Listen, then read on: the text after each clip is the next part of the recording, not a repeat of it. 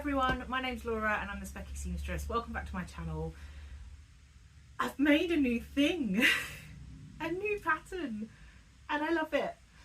So this video is going to talk all about the Rosalie skirt, which is a Peppermint magazine pattern that was designed by Forget Me Not Patterns. And I'll show you the one that I've made, and I'll tell you about the other things I want to make, because if you've been following me for a long time now, as there was a massive gap in between videos, you'll know that I am a serial pattern repeater. So I said in one of my videos recently that I wanted to try and go with the flow a little bit more with my sewing and not have loads of plans that I then felt bad about not doing. I wanted to kind of go with whatever struck me at the time. That's inevitably going to mean I cut some stuff out that I don't sew for a long time, but I'm trying to roll with that a little bit. And this skirt jumped to the top of that queue. I was flicking through my downloads on my phone and I came across it. The Peppermint Patterns, or the Peppermint magazine patterns, are free or pay what you can. They used to all be free, and now there's an option to pay to kind of donate to keep their services running, but you can download them for nothing if you want.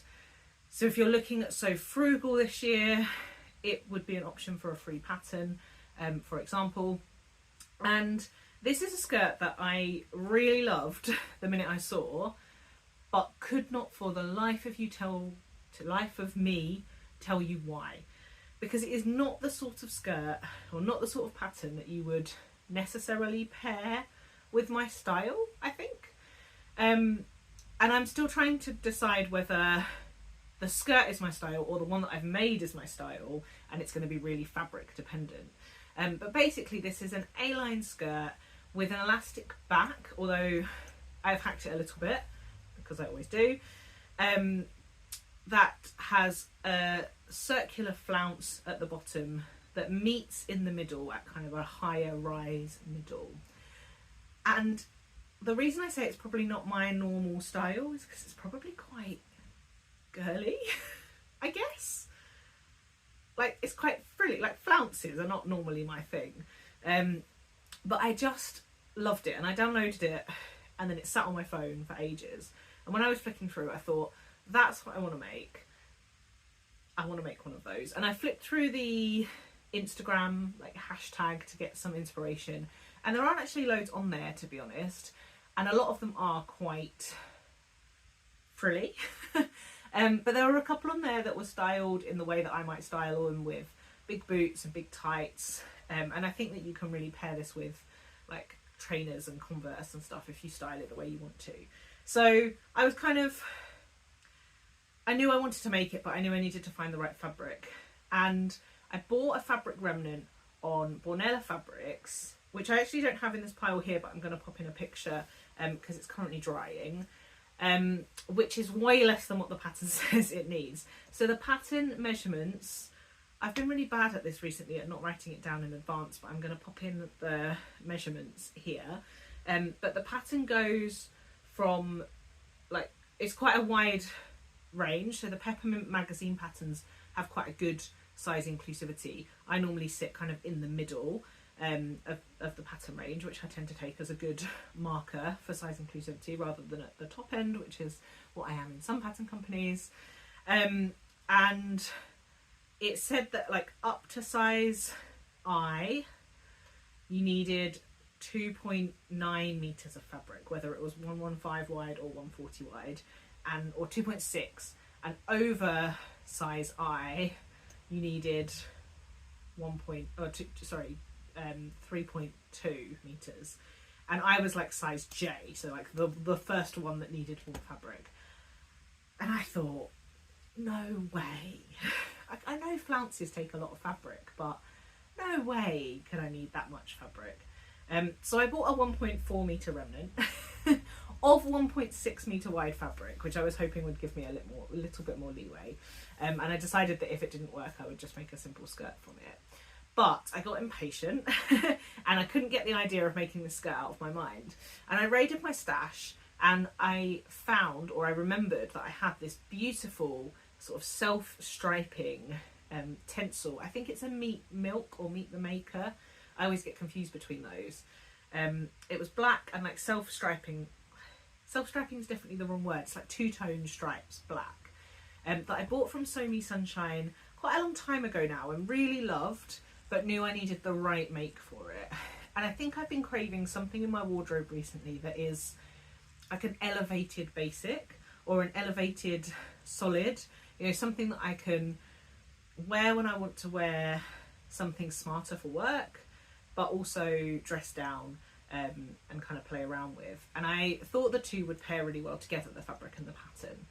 Now, I actually was in the fortunate position that I had 2 cuts of this fabric because I was really worried about not getting it at So Me Sunshine. So I bought it somewhere else, and then, which I can't remember where, and then it came in stock in So Me Sunshine, and I begged for it to become, I begged for them to stock the black, so I bought from there as well. So I thought, well, I'll make it from that, because if I don't have enough fabric, I've got another cut of it to kind of go with. So I had 2 1.5 metre cuts, and I got the pattern out of that.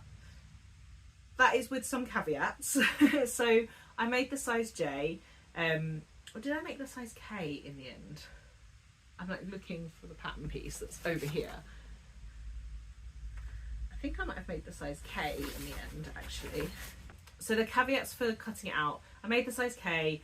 I the centre back flounce, like the flounce on the back, is designed to be cut on the fold, but I cut it with a back seam and not on grain. And I also cut the centre front not on grain. I actually wanted to do that for this fabric because I didn't want the stripes to look like they just weren't matching up. I wanted them to look like intentionally different. But I don't know whether you could do that on all fabrics. It would kind of depend how directional it was, and I'll talk about that with one of the planned fabrics or options for fabrics later. Now, the other big caveat for me being able to get it out of 1.5 metres, one, the fabric was 1.5 metre wide, whereas the pattern gives the instructions for 1.4 metres wide. That does give you quite a bit of extra room, particularly when thinking about like the flounce, I think. And also, I didn't cut the waistband pieces because I have decided, when I talked in a previous vlog about not really being in the mood for skirts, I think I just get annoyed with self waistbands, and I need to make more elastic waistband, like exposed elastic waistband skirts. So I abandoned the waistband pieces altogether, which is probably quite a chunk of fabric, to be honest, in favour for an elastic waistband. But I did manage to squeeze it out of 1.5 metres, including the pocket pieces, although pocket pieces are not enclosed at the waist, they're not kind of attached at the waist, so I would make them a little bit bigger next time so that I can make sure they don't flap in the side seams, which is not my favourite thing for pockets to do. But I did manage to get it out, so that gave me confidence that the 1.4 metre piece, which is even wider, will get that out of, and I think it will make a really cool graphic skirt. I whizzed this skirt up. It was actually very quick to make.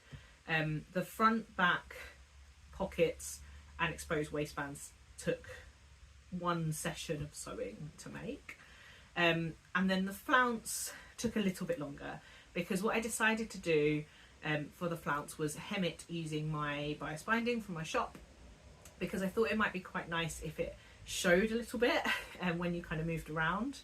And I also thought it might be quite cool to give it a little bit of structure. So the bias binding we sell in the shop is cotton, and this is a tencel fabric and a bit more fluid and drapey. You can use our bias binding on viscose and tencel and all of those kind of floaty fabrics. Works really well on necklines and hems. But I thought with the circular flounce hem, it might just give it a tiny bit of structure to make it like hang nicely. So that obviously took a little bit of time because it was quite a long hem. And then you need to be quite careful about joining it up at the point at the centre front. So that took another session of sewing. So it probably took me 2.5 hours to assemble, I would say. Which felt quite nice to kind of have achieved a new thing, not being too worried about fitting, and to have made a skirt. I've worn it today and I love it. I think that it gives a real, like, it's almost sort of slightly steampunk gothic historical costume, but only just. I think the length is a really nice length, and it feels like it's going to get a lot of like versatile wear in my wardrobe. I have paired it today with my Strong Girls Club t-shirt because it's International Women's Day today, and a casual shirt with my DMs and colourful tights, and I see that being quite a staple way of wearing this skirt. But I also think it will look really nice with like a little woven shirt, and I think I could probably pair it with sandals in the summer too, for a slightly kind of softer look.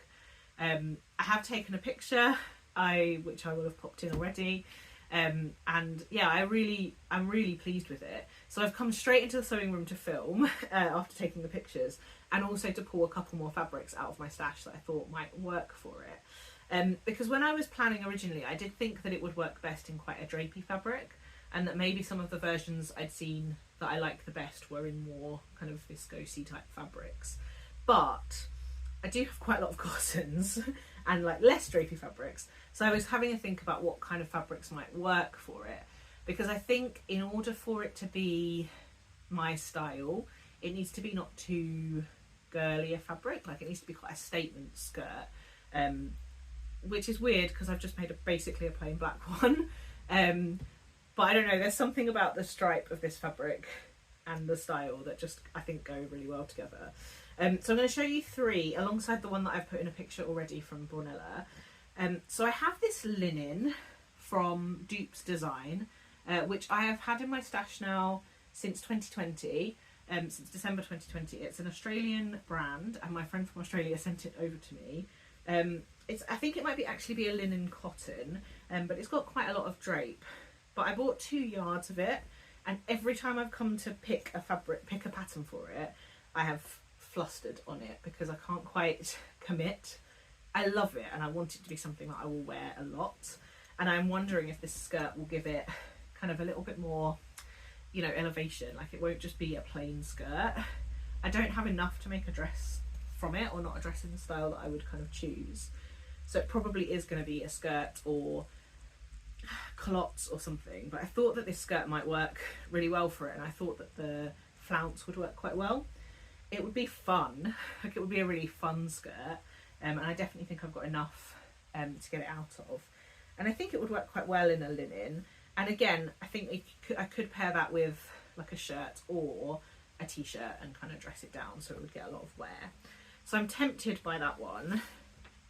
I am also tempted by this, which maybe is an unusual choice or a bold choice. So this is a Liberty cotton lawn that I picked up when I went to the Liberty sample sale, which they held in London last summer. I picked up 3 fabrics, and this is probably the one that I was most unsure of, but I kept being drawn back to it. The Liberty sample sale, all of their cotton lawns were like £7.95 a metre, rather than normally being like £25 a metre. So I took a risk on it. It's a bit more floral than I would usually go for, but it has these kind of quite geometric bits to it, and I really liked the overall vibe. And I wondered if with a big black exposed elastic waistband and the flounce at the bottom, it would sort of pull out both parts of the print. And I think a cotton lawn will work for this skirt. I don't think you'd want anything really heavier than that, but I think it might be quite a nice way. I would wear this less because it would have to be with the right styling. Like, I think it would work really well with a chunky jumper rather than kind of a little top. But I think it might be a really nice pairing, but I can't quite work out if I'm convincing myself rather than actually believing it. So I'd love your opinions on that one. And then the third one is a fabric that I showed in my recent fabric haul video, which is this striped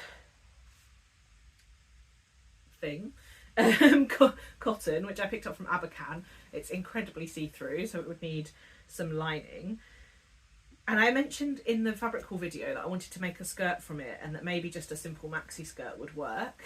I'm actually thinking about, you could make a maxi version of this skirt, you could lengthen the flounce, and I've got piles of this fabric, so that like length wouldn't be a problem. But I'm not quite sure how I would manage the flounce in terms of direction of print of the fabric, because yeah, you'd want it to be noticeably different on the flounce, but they're quite wide stripes, so you need to manage it right, I think, and I might have to have a bit of a play around with it, and maybe even cut a couple of flounces and accept a little bit of fabric waste for it. But I think it would be quite a cool, again, I think I mentioned this skirt being quite statement but still sort of somehow quite basic, and I wonder if that's the sort of fabric that I want to go for this this kind of skirt. I think it would be quite modern somehow, for what is maybe not very modern a style, because I suppose this skirt is almost kind of flamenco-y type style, quite traditional. So yeah, let me know what you think of those and the viscose that I have shared a screenshot of as well. I'm sure I have plenty of others in my stash as well that would work well for this, but I can't quite work out whether this is going to be one of those makes that I end up wearing so much that I want 8 of them in my wardrobe, or whether it's one of the ones that maybe I want like 2 or 3 that have quite distinct styles about them. So this would be kind of like my plain one and then I would have maybe like 2 other print ones, because it is a sort of a statement, I suppose. So yeah, I'm not too sure.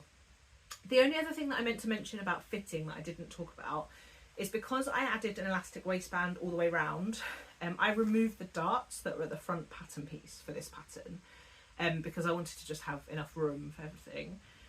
I think if I were to make it with the pattern piece for the waistband, I would keep the darts. I think it would give a nice shape, but I'm probably going to make the others in the same style that I've made this one. So there are darts and it does come with shaping. There's also a blog post on the Forget Me Not Patterns website about turning this into a fitted waistband all the way around, so not having the elastic at the back. So if you wanted to add darts at the back piece as well and then a zip, you can do that. I'm pro not that because I quite like a bit of flexibility in my clothing, so that's not my style, or not my chosen sewing at the minute, but it's good to know that it's there. So yes, I've made a thing. I'm super happy. I feel really good about having spent some time in the sewing room. I'm gonna go and spend a bit of time this afternoon, this beautifully sunny afternoon, either sat outside in a garden chair or in my conservatory enjoying some sunshine, unpicking one of my 2 alter makes that I talked about in a previous video, because I want to make sure that I'm not now ignoring sewing for ages. But I've enjoyed this little bit of sewing.